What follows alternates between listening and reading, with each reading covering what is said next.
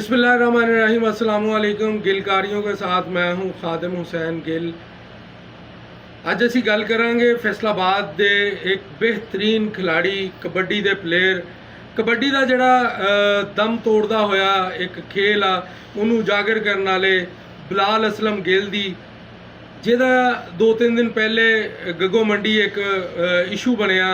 ਉੱਥੇ ਇਸ਼ੂ ਦੇ ਦੌਰਾਨ ਉਸ ਇਸ਼ੂ ਦੀ ਅਸਲ ਹਕੀਕਤ ਕੀ ਆ ਤੇ ਕਿਸ ਤਰ੍ਹਾਂ ਉਹਨੂੰ ਜੋ ਬਿਲਾਲ ਅਸਲਮ ਗਿੱਲ ਦੇ ਮੁਖਾਲਫੀਨ ਨੇ ਉਹ ਕਿਸ ਤਰ੍ਹਾਂ ਉਹਨੂੰ ਬਣਾ ਕੇ ਉਲਟਾ ਬਣਾ ਕੇ ਪੇਸ਼ ਕਰ ਰਹੇ ਨੇ, ਜਿਹਦੀ ਵਜ੍ਹਾ ਤੋਂ ਬਿਲਾਲ ਅਸਲਮ ਗਿੱਲ ਜਿਹੜਾ ਉਹ ਇੰਤਹਾਈ ਪਰੇਸ਼ਾਨ ਆ।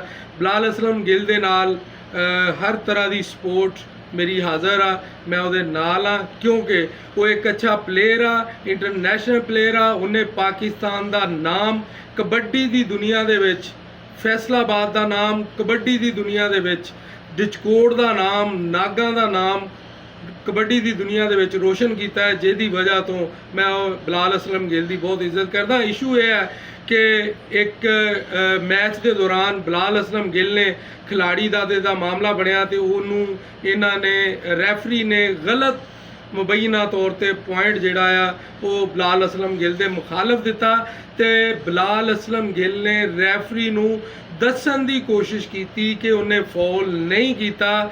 ਫਾਉਲ ਅਗਰ ਕਰਦਾ ਤੇ ਉਹ ਇਸ ਤਰੀਕੇ ਨਾਲ ਫਾਉਲ ਹੋਣਾ ਸੀ, ਲੇਕਿਨ ਉਹਨੇ ਖਿਲਾੜੀ ਦੇ ਨਾਲ ਖੇਲਦਿਆਂ ਹੋਇਆਂ ਫਾਉਲ ਨਹੀਂ ਕੀਤਾ।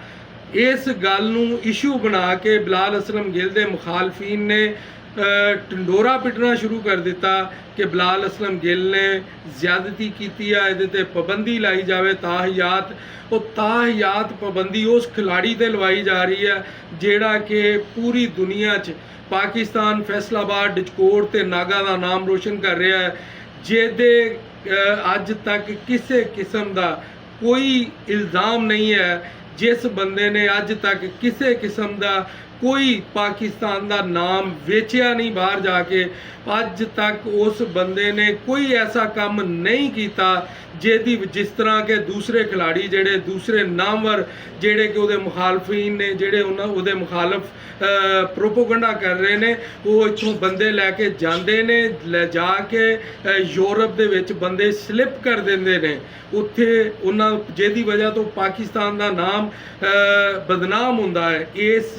ਇਹੋ ਜਿਹੇ ਲੋਕਾਂ ਦੀ ਵਜ੍ਹਾ ਤੋਂ ਪਾਕਿਸਤਾਨ ਦਾ ਨਾਮ ਬਦਨਾਮ ਹੁੰਦਾ। ਤੇ ਬਿਲਾਲ ਅਸਲਮ ਗਿੱਲ ਇੱਕ ਸਿੱਧਾ ਸਾਦਾ ਤੇ ਸਾਫ਼ ਦਿਲ ਦਾ ਬੰਦਾ ਆ, ਜਿਹਦੀ ਵਜ੍ਹਾ ਤੋਂ ਇਹ तमाम ਲੋਕ ਜਿਹੜੇ ਆ ਉਹਨੂੰ ਪਸੰਦ ਨਹੀਂ ਕਰਦੇ।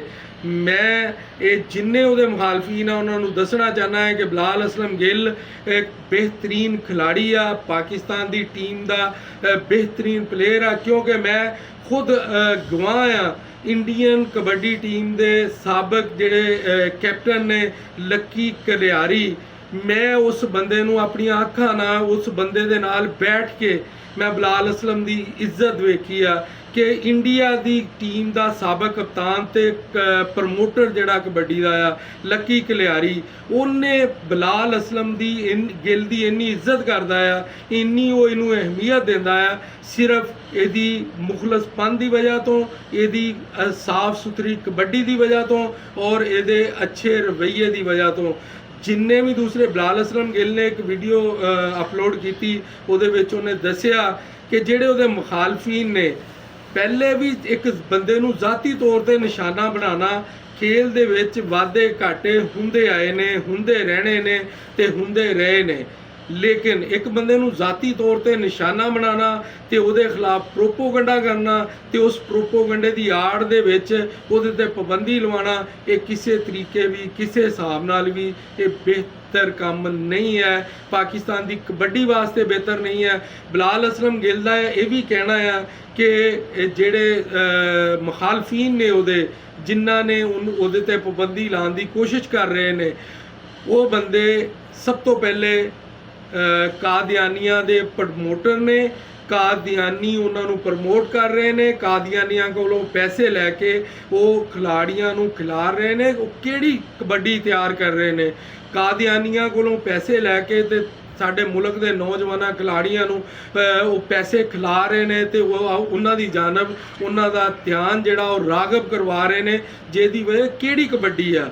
ਮੈਂ ਕਬੱਡੀ ਫਾਊਂਡੇਸ਼ਨ ਦੀ ਇੰਤਜ਼ਾਮੀਆ ਕੋਲੋਂ ਮੁਤਾਲਬਾ ਕਰਦਾ ਹਾਂ ਕਿ ਇਸ ਤਰ੍ਹਾਂ ਦੇ ਜਿਤਨੇ ਲੋਕ ਨੇ ਜਿਹੜੇ ਕਿ ਕਾਦੀਆਨੀਅਤ ਨੂੰ ਪ੍ਰਮੋਟ ਕਰਦੇ ਨੇ ਤੇ ਅੱਛੇ ਤੇ ਮੁਖਲਸ ਤੇ ਪਾਕਿਸਤਾਨ ਦੇ ਵਫਾਦਾਰ ਬਿਲਾਲ ਅਸਲਮ ਗਿੱਲ ਵਰਗੇ ਖਿਲਾੜੀਆਂ ਦੇ ਖਿਲਾਫ ਪ੍ਰੋਪੋਗੰਡਾ ਕਰਦੇ ਨੇ, ਉਹਨਾਂ ਤੇ ਫੌਰੀ ਤੌਰ ਤੇ ਪਾਬੰਦੀ ਲਾਈ ਜਾਵੇ, ਉਹਨਾਂ ਨੂੰ ਇਹਨਾਂ ਚੀਜ਼ਾਂ ਤੋਂ ਰੋਕਿਆ ਜਾਵੇ।